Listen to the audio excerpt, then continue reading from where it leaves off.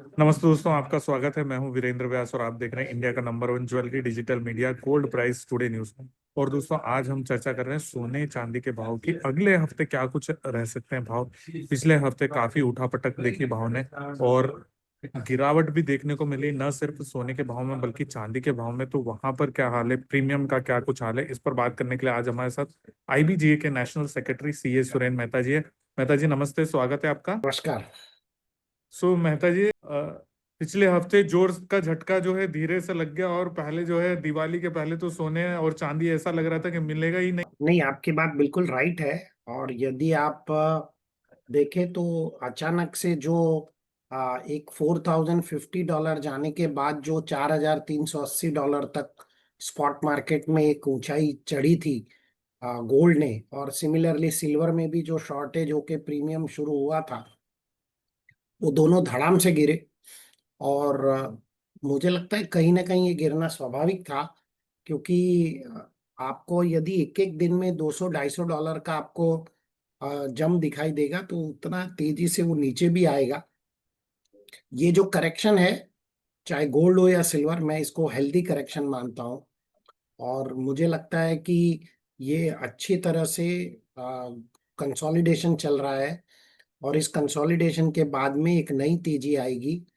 Consolidation में आपको थोड़ा पेन सहन करना पड़ता है। ये वही तकलीफ है जो जो भी सहन करेगा, शायद उसके लिए भविष्य अच्छा होगा। पर सर, जिन लोगों ने फिजिकल में 2 लाख रुपए में 1,80,000 1,90,000 में चांदी ले ली, और आज मार्केट में चांदी वही 1,55,000 की है। 5 दिन पहले 2 लाख में लोग खरीद रहे थे, और आज 1,55,000 की। देखिए, एक तो प्रिंसिपल बना लेना चाहिए कि कभी भी मार्केट में यदि प्रीमियम चल रहा है तो कभी भी वो चीज आप ना खरीदें, क्योंकि प्रीमियम हमेशा जिंदगी भर नहीं चलता है। तो आपको मार्केट के रेट पे कुछ भी मिलता है तो ठीक है, मार्केट रेट से प्रीमियम पे यदि कुछ मिल रहा है, और प्रीमियम भी कितना, 25,000 30,000 रुपए प्रीमियम, और वो फेस्टिवल को कोइंसाइड कर गया वो प्रीमियम, तो वो चीज गलत है। वहां पर यदि आपने निवेश किया है तो आपको रुकना पड़ेगा। हाँ, आपके भाव जरूर आ जाएंगे, लेकिन आपको रुकना जरूर पड़ेगा। देखिए, डीमोनेटाइजेशन में क्या हुआ था, गोल्ड में भी इसी तरह से प्रीमियम चला था, है ना। तो जो उस समय जिन्होंने भी गोल्ड खरीदा उनको काफी रुकना पड़ा। आपके भाव तो आएंगे, लेकिन आपको रुकना पड़ेगा। आपने क्या एनालिसिस किया सर, क्यों गिरा गोल्ड और सिल्वर का भाव, और खासतौर पे सिल्वर का भाव इतना।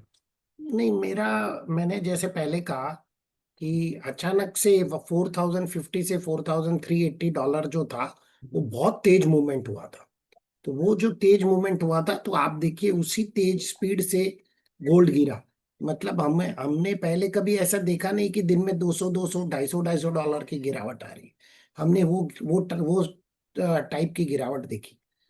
तो ये एक मैं सिग्नल है कि आप जब भी एकदम से पैराबोलिक व्यू होता है, एकदम से ग्राफ ऊपर की तरफ बढ़ता है, तो थोड़ा सा पेशेंस रखना चाहिए, रुक जाना चाहिए, और प्रीमियम तो कभी नहीं देना चाहिए।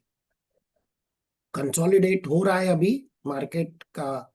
4,380 जाके $4,004 तक नीचे आया, और अभी $4,112 के आसपास चल रहा है। तो काफी मार्केट ने अपने आप को करेक्ट किया है, और ये कंसोलिडेट हो रहा है अभी। जितना ज्यादा दिन ये कंसोलिडेट होगा उतना मार्केट के लिए बेटर। जी सर, और दिवाली कैसी रही सर ज्वेलर्स के लिए। और इस बार आपने एक नया भी चीज शुरू किया है, प्लेटिनम के प्राइजेस देना भी सोने चांदी के भाव के साथ। तो उसके बारे में थोड़ा हमें बताइए। जी बिल्कुल, दिवाली तो अच्छी रही, जैसा मुझे अनुमान था, और मैंने कहा भी था कहीं आपके इंटरव्यू में कि इस बार रिकॉर्ड ब्रेकिंग दिवाली रहेगी, वही हुआ। ज्वेलरी का सेल थोड़ा जरूर कम हुआ, ज्वेलर उससे थोड़े नाखुश है, लेकिन उसकी जगह कॉइन और बार का सेल हुआ। और जो प्लेटिनम के भाव हमने दिवाली के मुहूर्त ट्रेडिंग से देने शुरू किए हैं, उसकी मुख्य तीन चार मुख्य वजह है, मैं आपको वो समझा दूं। एक तो ये बहुत ही डिमांड थी कि भारत में कहीं पर भी ट्रांसपेरेंट प्लेटिनम का प्राइस नहीं है। तो वो एक तो कारण था कि हमने उसको देना शुरू किया। ऐसा हमारी मीटिंग में नक्की हुआ कि ये भाव को दिया जाएगा। हमने हमारी वेबसाइट www.ifjarates.com पे भी वो प्लेटिनम के प्राइस अपडेट करना शुरू कर दिए। नंबर दो, हम आगे जाके चाहते हैं कि जो प्लेटिनम के एमसीएक्स पे या दूसरे किसी भी कमोडिटी एक्सचेंज पे इसके कॉन्ट्रैक्ट लॉन्च हो। और तीसरा, हम ये चाहते हैं कि प्लेटिनम का भी, हम सेबी से निवेदन करेंगे कि इस प्लेटिनम का भी ईटीएफ शुरू किया जाए।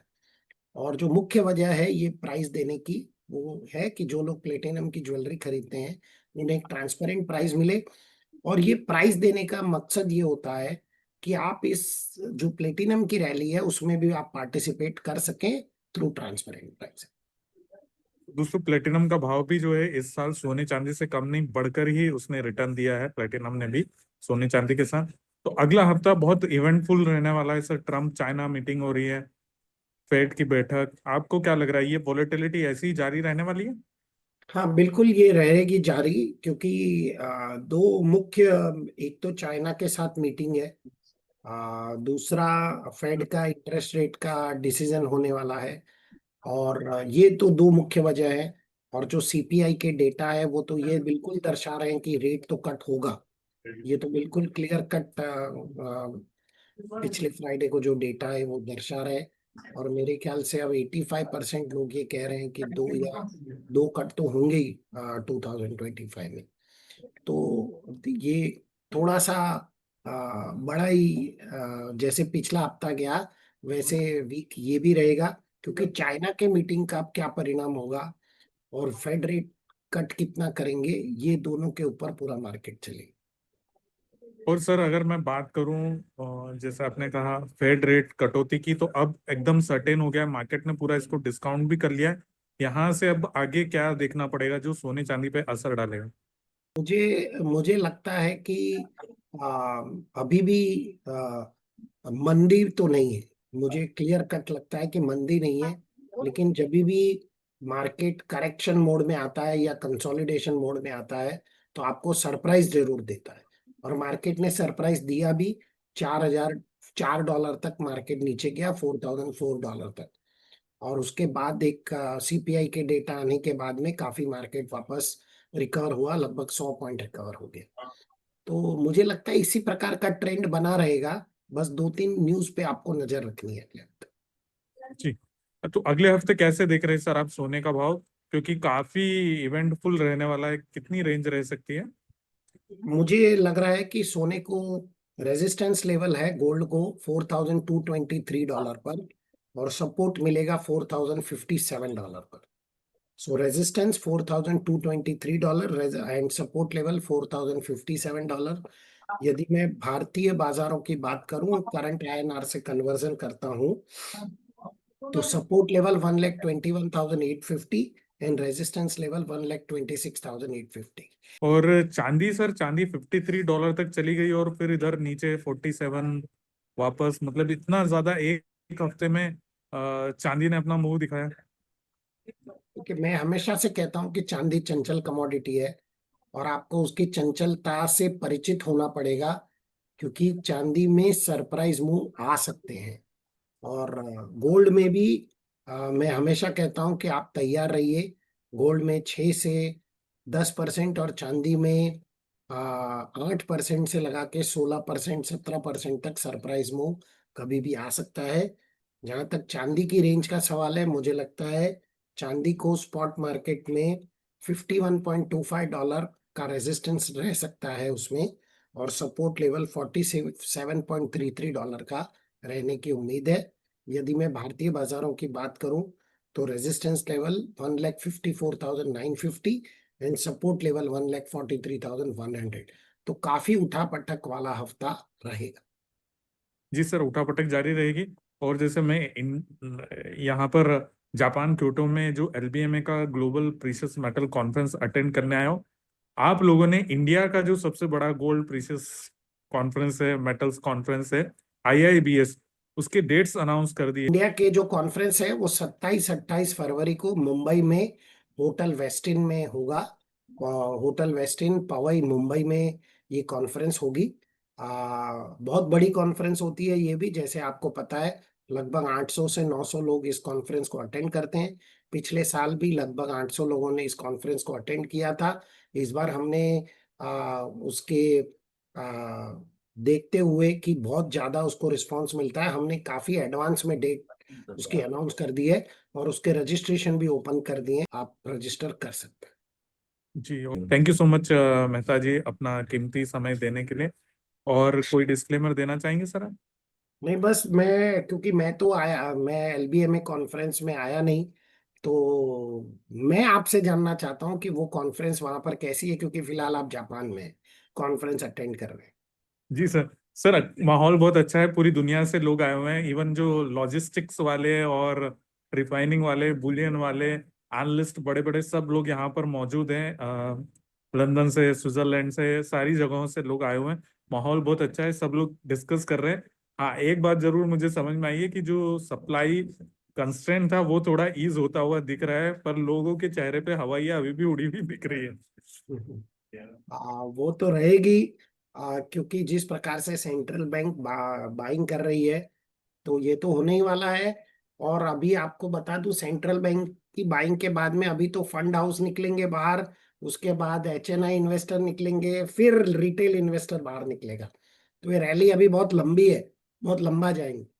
बहुत सारे सेंट्रल बैंक्स भी आए, करीब 15-20 सेंट्रल बैंक के लोग भी आए हैं यहाँ, अलग अलग दुनिया के। कुछ लोगों से तो मैंने कल मुलाकात की।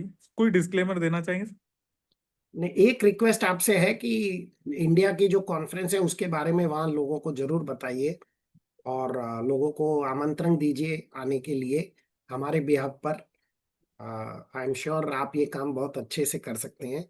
और जहाँ तक डिस्क्लेमर की बात है, तो हमेशा की तरह मैं इस प्रकार का कोई ट्रेड नहीं करता। हाँ, इन्वेस्टमेंट जरूर करता हूँ, लेकिन मैं कोई ट्रेडिंग नहीं करता। और अपने वित्तीय सलाहकार की सलाह लेकर ही काम करें, और स्टॉप लॉस लगा के रखें, ओवर ट्रेडिंग ना करें। Thank you so much Mehta ji. और दोस्तों, जैसे मेहता जी ने भी कहा, ये वीडियो हमने सिर्फ आप लोगों की जानकारी के पर्पज से बनाया। अगर आप कोई खरीद बिक्री करते हैं तो अपने वित्तीय सलाहकार की राय अवश्य लीजिएगा। Thank you so much.